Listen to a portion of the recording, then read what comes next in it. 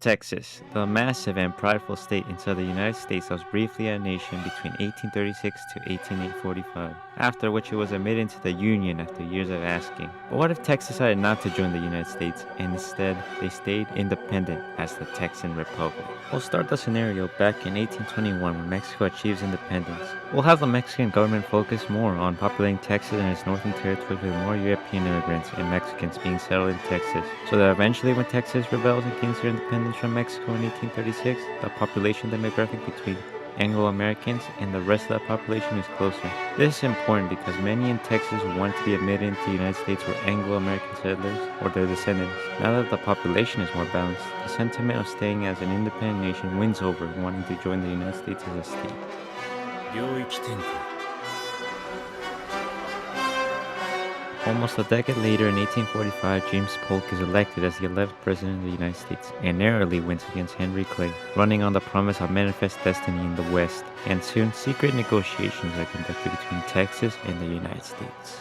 On May 11, 1845, Texan troops enter the contested border area near the Rio Grande, and they clash with Mexican forces. The Texan Republic soon issued a declaration of war on Mexico due to Texan blood being spilled on Texan soil. Texas manages to make small gains at first in the north and west due to the surprise attack, but as more Mexican troops from central Mexico arrive, the gains are reversed and it looks like Texas committed a grand mistake. Then suddenly, the United States enters the chant. The United States comes in to arbitrate a peace. The U.S.'s peace deal is for a white peace with zero consequences for either side. Naturally, Santa Anna is pissed at this obviously unfair deal. He refuses and declares the United States as a Texifier. The United States insists on a peace deal and send a mediator alongside some troops with him to go to Mexico City to negotiate further. But instead of going through ship, the group bizarrely chooses to go through land, and even more crazily, through Texas. When the group encounters Mexican forces and the fighting, they're stopped. After Santa Anna receives word of this, he orders their imprisonment. This greatly upsets the United States, and war is soon declared on Mexico.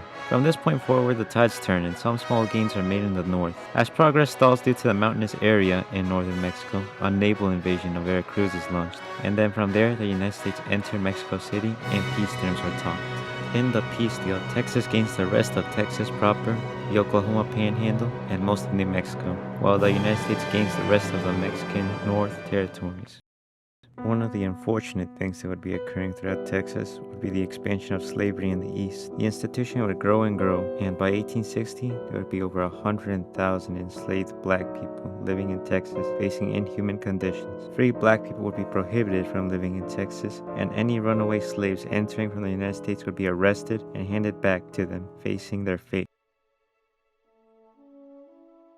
Once the American Civil War begins and fighting begins after many southern states have seceded from the Union, Eastern Texans want to aid the Confederacy by joining the war alongside them to help them preserve their states' rights. But some Texans like Sam Houston refuse and want to stay neutral, and there's even a few Texans who want to fight alongside the Union to suppress the Confederate rebels. Before a consensus can be reached, some rogue Texan sailors fire upon Union ships, forcing Texas into the war. This is a huge mistake, as this causes a civil war in Texas. The western part breaks away and is declared as the United Texan Republic and is allied with the Union. The eastern part of Texas that supports the Confederacy is called the True Texan State and is allied with the Confederacy. The first years are tough on the United Texan Republic as they are pushed back due to lower numbers of soldiers and lack of supply bases.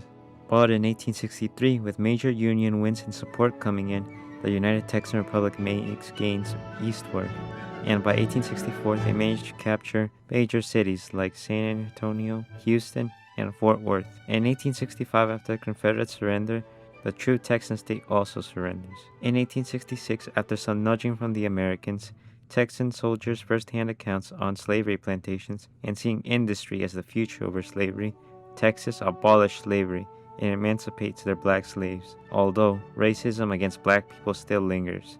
Texas remains as a close nation to the United States after the war and is often referred to as America's little brother. And that's where I'd see Texas peaking in this scenario. I could see their economy growing larger when oil is discovered, and in World War I and World War II, they'd most likely stay neutral due to no interest in being part of the world stage. And in the Cold War, they would be a close, staunch, anti-communist ally to the United States of America. Alright, that'll be all for today's scenario. So, if you guys have any other ideas of what I should do a what if on, let me know in the comments. Also, make sure to subscribe and like so to encourage me to keep making more videos. Bye.